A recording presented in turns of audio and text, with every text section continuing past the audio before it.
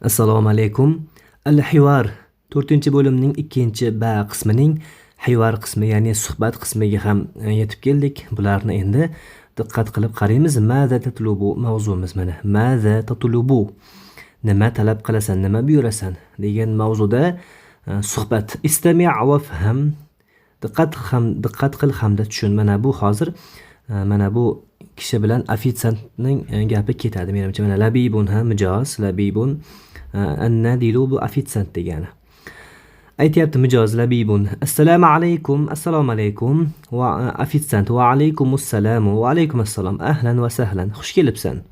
Labibun. Min fadlika hal tilka al-ma'idatu mahjuzatun. Ya'ni iltimos, ana bu stol brond qilinganmi, ya'ni band qilinganmi? An-nadilu la yo'q, hiya xoliyatun. U bo'sh deyapti. Tafaddal marhamat. Labibun mijoz. Ayna qoimatut ta'ami? Menyu qayerda? An-nadilu ofitsiant. Hazihi hiya. Mana bu.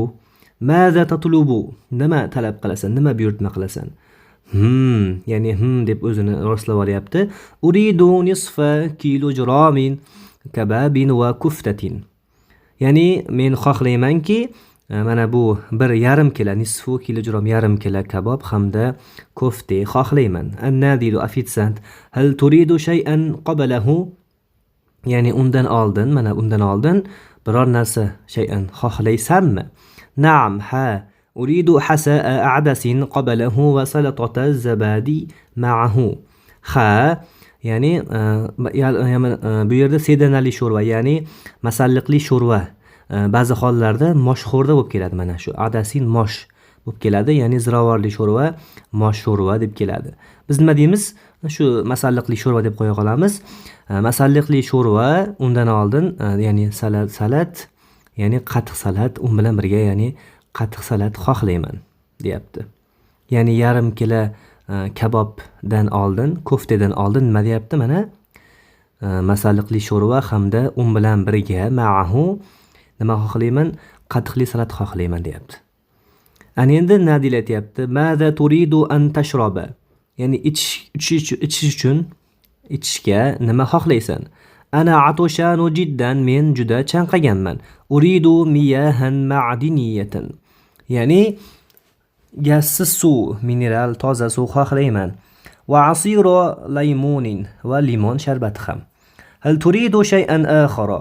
Boshqa yana biror narsa xohlaysanmi? La va shukron. Yo'q, rahmat. Ba'da al-akli yunadi labibun an-nadila. Ya'ni aytayaptiki, bu yerda ovqatdan keyin mana bu labib mijoz ofitsiantni chaqiryapti. Aytayaptiki, al-hisaba min fadlik. Iltimos, hisobni ber, hisob. An-nadil. Tafaddal ya sayyidi. Tafaddal marhamat ey janobim. Ihtafiz bil baqi. Qolganini mana saqlab qo'y. Olib qo'y, qaytami kerak emas deyapti. An-nadil. Shukron laka, rahmat senga deyapti.